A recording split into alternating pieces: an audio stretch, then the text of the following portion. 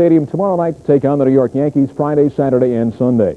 American League scoreboard tonight: Oakland over Milwaukee 2-1. Now after 2, Seattle leading Boston, and now also after 2, Toronto up on top of California by a score of 2-0. In the National League, the Braves beat the Reds 10-5 the final. Dale Murphy had the big bat today, 5 RBIs, and that is a result of 2 home runs for Murph. Braves beat the troubled Reds by a score of 10-5. Elsewhere tonight, National League, St. Louis over San Diego by 10, 13-3 the final. This afternoon, the Cubs beat the Dodgers 6-5, and San Francisco lost out to the Pirates tonight 8-2 the final in that ball game. Off the diamond in Major League Baseball, the Seattle Mariners have fired manager Chuck Collier. No replacement announced tonight. However, the speculation is out west that former Padres boss Dick Williams will get that job sometime in the next 4 or 5 days. On CNN Sports tonight, we know who's out in Seattle, but who's in. Billy Martin's a hot commodity again. We'll take you through his managerial odyssey and go to Wrigley Field, where things got out of hand at times, and check the Reds to see if there's still a pulse. And look at playoff action. Could the Rockets polish off the Nuggets? Would home ice help the Blues square things with the play? September, the following year, frustration. Seattle never finishes with a winning record, and at one point last season, Collier considered switching professions to a baseball equipment salesman, displaying his entire Mariner collection on the Yankee Stadium infield.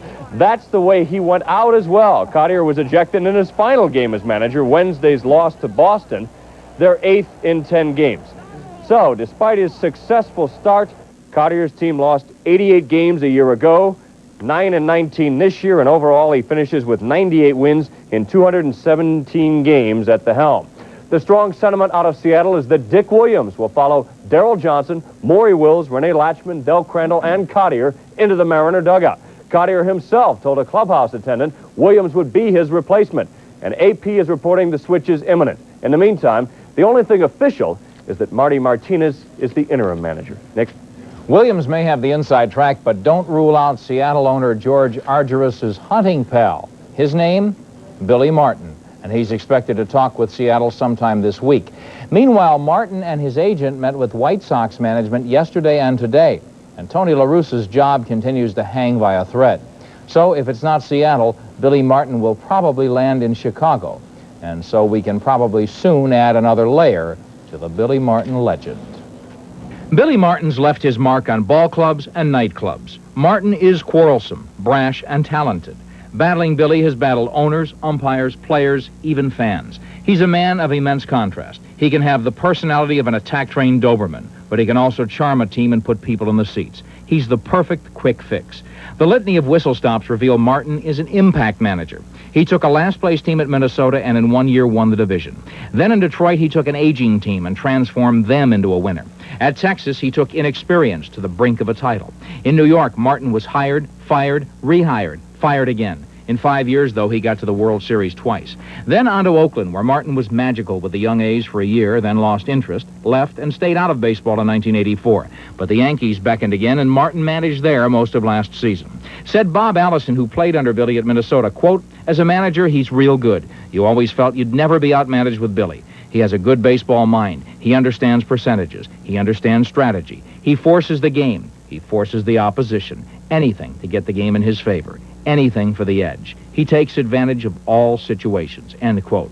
All true. Martin is tough to beat with in-game tactics. But once Martin rehabilitates a team, it soon overheats. He can transmit confidence and motivate players, but then his tirades and denunciations and second-guessing alienates them. He loses credibility, stretches the owner's patience, begins to resent management. We asked Jim Campbell of the Tigers, who hired then fired Martin, why Billy's continually asked back. Quote, "Because he's a good manager, runs a great ball game, handles the club well in the field. That's a big asset. Why then is he continually fired? Billy's Billy, that's all." So that's the picture. Billy Martin, sharp and intense. Dealing with the strategic has always been a strength. Dealing with the psychological is another matter, though. With Martin, the air is charged with electricity, then with turbulence. When a team gets Billy Martin, they get attention, improvement, and aggravation. As for the musical chairs that is also the managing business, another rumor tonight has Tony La Russa leaving the White Sox to become the new Seattle manager. As for Martin, he's still under contract with the Yankees and could be entitled to the Yankees could be entitled to compensation if Billy goes to the White Sox. One more possible piece to this puzzle. Former player and manager Jim Fregosi is also being considered for the White Sox job. But remember, La Russa hasn't even been fired yet. Gary? Stay tuned. More baseball. While the Indians continue to stampede through the American League, the team from the other league and the other side of Ohio is red-faced. Picked by many, including Las Vegas, to win the National League West, Cincinnati has won fewer games than any team in baseball. A year ago, everything on the riverfront was, well, rosy.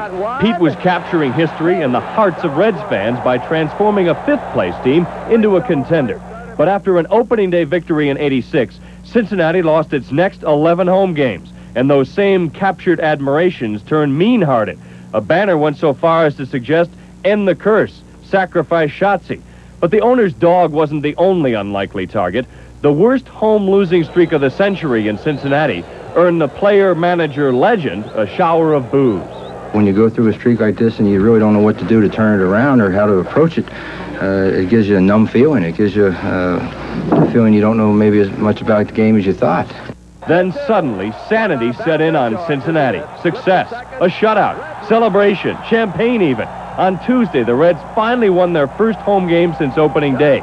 And even at 2-0, the way the Reds have been going, that's an explosion. Well, it was like we won a playoff game when we came back in here. Everybody, champagne was thrown around and things, so it's just a great feeling right now. Well, it feels good to win a ball game. You know, the beer tastes better after the game. Wednesday, Mother Nature even looked after the Reds. A rainout to let that rare victory soak in. But in the glaring light of the Thursday afternoon sun, the Reds got burned again. For a team which has been giving up an awful lot of early runs, by the time the first 4 Atlanta batters came to the plate, the Braves had 4 runs. Dale Murphy hit 2 homers, and the Reds were routed 10-5. Talk about fireworks.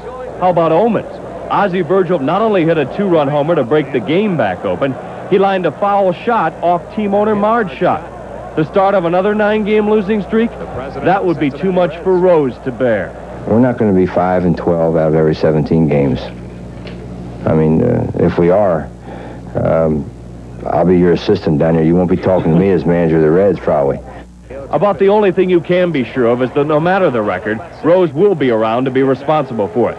But if the Reds don't start hitting and pitching, not many fans will be. Mard's shot is okay physically. She returned after the line drive hitter to the applause of the fans. If the Reds are looking for a quick fix to their current catastrophe, it's not likely to occur this weekend. They visit Shea Stadium. The Mets have won 5 in a row. Well, the Dodgers and Cubs finished their series today at Wrigley Field. Both clubs are struggling. L.A. started Jerry Royce. The veteran lefty was being openly shopped around in the offseason. But the Dodgers are glad they kept him. He's been effective. The Cubs countered with right-hander Scott Sanderson. He got into trouble right away. Dodgers pushed across a quick run, put 2 on. Then Greg Brock hit a Sanderson rising fastball out, and L.A. bolted to a 4-0 lead. Time it sort of with a slow smile because no lead safe at Wrigley. Sure enough, the Cubs came back. In the 5th, Sean Dunston led off with a drive that curled towards the foul pole but got out. The Cubs were within a run. They knocked out Royce and tied the game still in the 5th.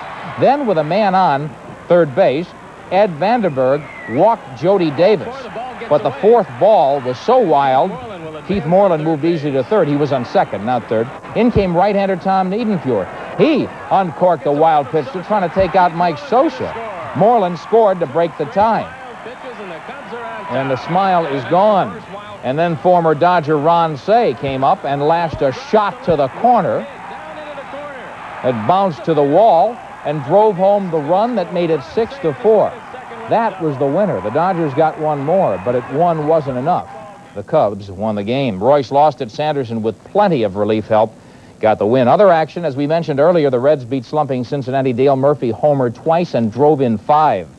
Also in the afternoon, the Cardinals smashed the Padres. St. Louis left-hander Tim Conroy got his first 2 major league hits, drove in 4 runs through a 5-hitter, and became the first Cardinal pitcher to go the distance since opening day. Tonight, the Pirates beat the Giants, burst the Giants' bubble in San Francisco's 4-game winning streak. Sid Bream drove in 3. Mike Bilecki checked the Giants on 4 hits through 7. The Giants' loss dropped them into a first-place tie with Idle Houston. The Pirates earlier today released Steve Kemp. The 31-year-old 9-year veteran was hitting .188 and making over $1,300,000. Kemp was the highest-paid player in the history of Pittsburgh sports and came to the Pirates in a deal with the Yankees. Gary?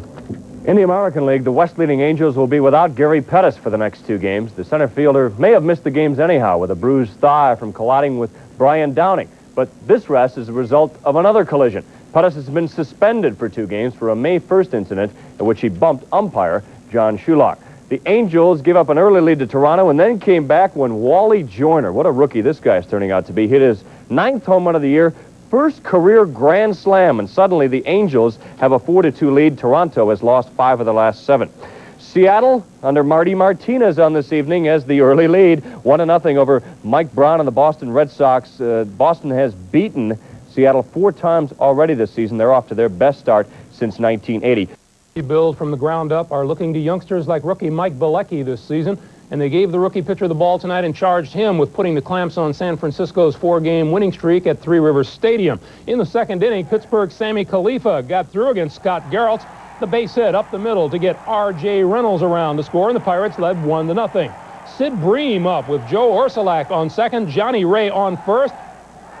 Seeing eye between the third baseman and the bag down the left field line. Orsulak scores, Ray right behind him. Pittsburgh leads at 3-0 in the 5th. Base is full of Pirates for Jim Morrison. Drive to right field where there is no one home, and it bounces and rolls. He cleared the bases with a 3-base hit. Ray, Bream, and Reynolds score 7-0 Pittsburgh. There is the final 8-2. Bilecki tosses the 4-hitter for his 3rd win of the year against no losses. Scott Geralt's the loser. His record 3-3. The Pirates continue to turn over their roster. Today, outfielder Steve Kemp, at one time a highly sought-after free agent on the open market, was waived en route to an unconditional release. He was hitting just .188 this season. Well, when things are going rough, things are going rough. Just ask Marge Schott. She owns the Cincinnati Reds, and not only did she watch the Reds lose again today, they fell to Atlanta 10-5, but Marge got hit with a foul ball during the game, adding injury to insult, you might say. First inning in that game, Dale Murphy added a whole lot of injury right here. He hits his 6th home run of the year, goes to the opposite field, and tags John Denny for that home run. Denny just couldn't figure it all out here in the first inning. 3-0 Atlanta. Next batter up, Bob Horner. He blasts one to left field for his 5th home run of the year. That made it 4-0 Atlanta. Horner left the game a little bit later on in that inning after injuring his wrist on a dive at first base. 2nd inning, Atlanta gets 2 more. Rafael Ramirez puts one. Cal Daniels just can't get a hold of the ball, can't figure out where it is. 2-run score for the Braves. It was a ground rule double. Braves up 6-1. And then in the 6th inning, nothing going Cincy's way. Ozzie Virgil smashes a foul ball. Yeah, Marge got it right in the shoulder. She's going to be okay. Not the Reds, though. 8th inning, Dale Murphy again.